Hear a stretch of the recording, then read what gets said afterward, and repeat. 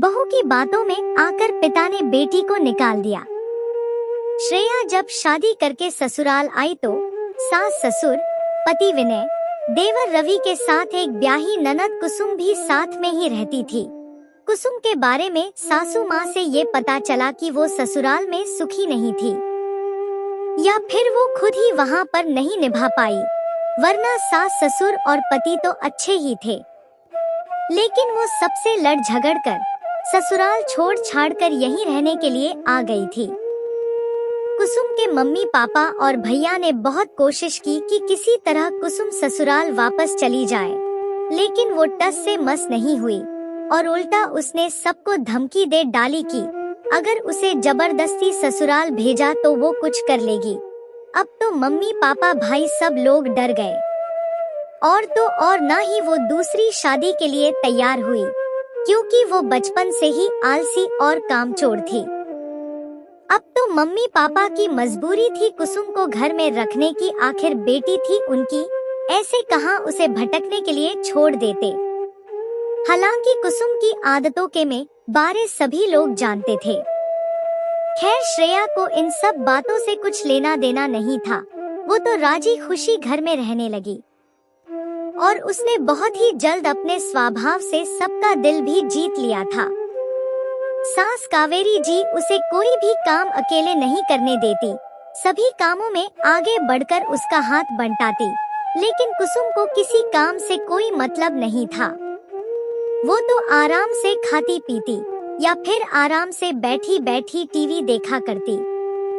श्रेया को कुछ अजीब सा भी लगा, लेकिन वो फिर भी कुछ नहीं कहती, उसे क्या मतलब, सास तो बराबर उसका सहयोग करती ही रहती है, यही उसके लिए बहुत था।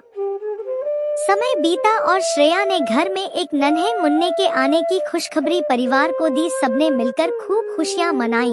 आखिर परिवार में नई पीढ़ी जो आने वाली थी, लेकिन कुसुम तटस्थ बनी रही। अब सास कावेरी जी श्रेया को घर का ज्यादा काम काज नहीं करने देती थी, वो खुद ही सारा काम देखती थी। मगर इस परिस्थिति में भी कुसुम उनकी कोई मदद नहीं करती।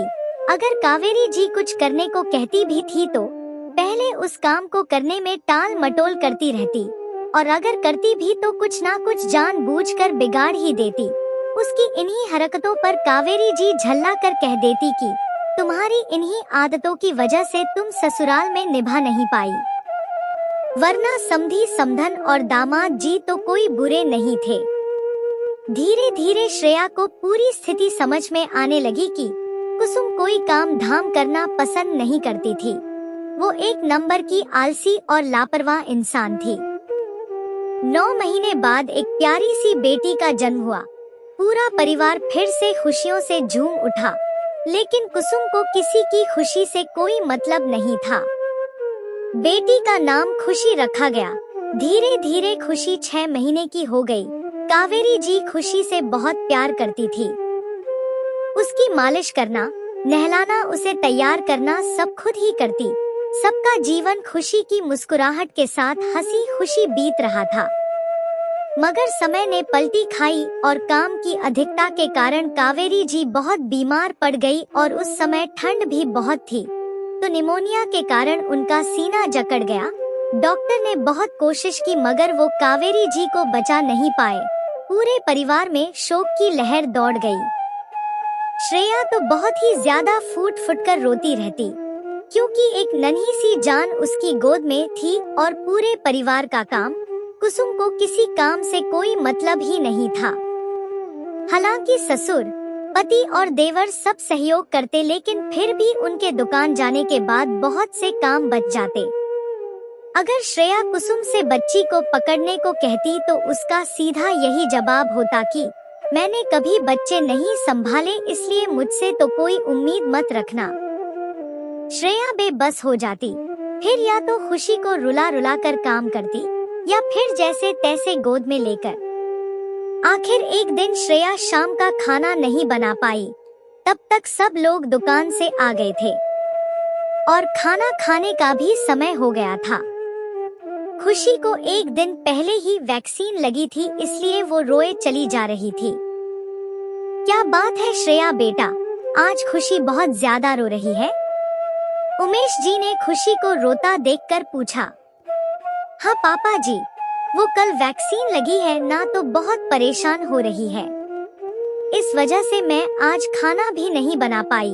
मैंने कुसुम दीदी से कहा भी कि आज वो ही खाना बना ले, लेकिन वो पड़ोस के घर में चली गई और अभी तक रसोई खाली पड़ी है। पापा जी, अगर यही बात है तो मैं दीदी को बैठे बैठे खाना नहीं खिला पाऊंगी। आखिर उनका भी तो कुछ फर्ज बनता है कि नहीं? प्लीज आप लोग बुरा मत मानिएगा, लेकिन आज मैं बहुत मजबूरी में ये सब कह रही हूँ।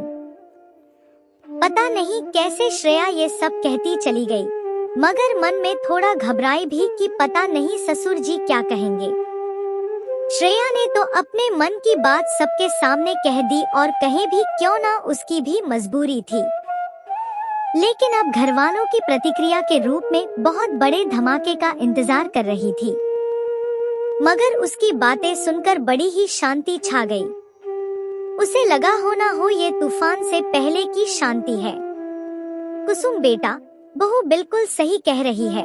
आखिर वो भी घर के सभी कामों में अकेली पड़ जाती है।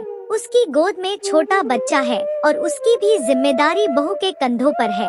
अब या तो तुम अलग घर लो और जाकर अकेली रहो, खुद कमाओ और खुद खाओ, या फिर सभी कामों में आगे बढ़कर अपनी भाभी का हाथ बटाओ।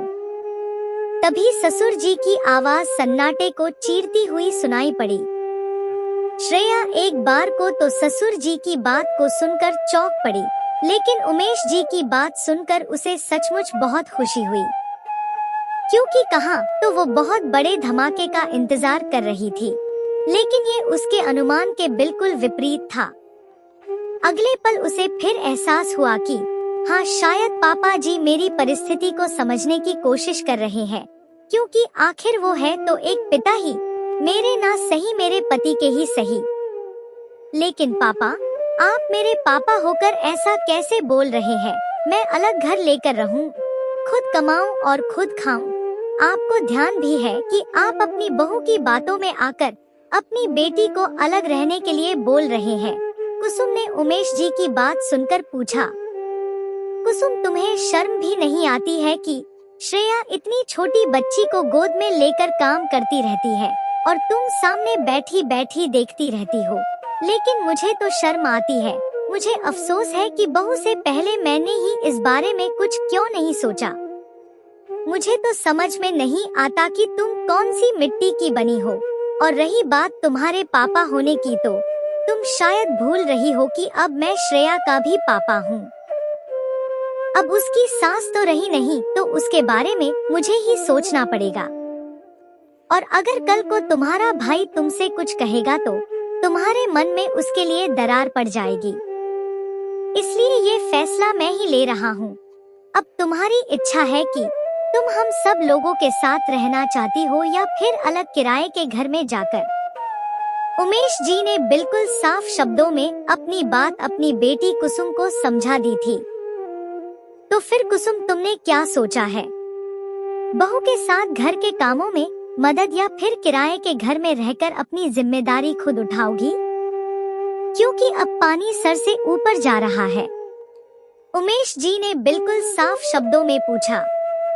अब अलग घर में रहने और कमाने खाने के नाम पर कुसुम डर गई। पापा प्लीज मुझे माफ कर दीजिए। एक बार मैं अपने आलस की वजह से अपने पैरों पर कुल्हाड़ी मार चुकी हूँ। अब फिर से वही गलती नहीं दोहराना चाहती, मायका नहीं छोड़ना चाहती। अब मैं भी हर काम में भाभी की मदद करवाया करूँगी, लेकिन अकेली बिल्कुल भी नहीं रह सकती। अब तो कुसुम रुआसी हो गई, और फिर मरता क्या ना करता, उसके आगे कोई और रास्ता भी नहीं था।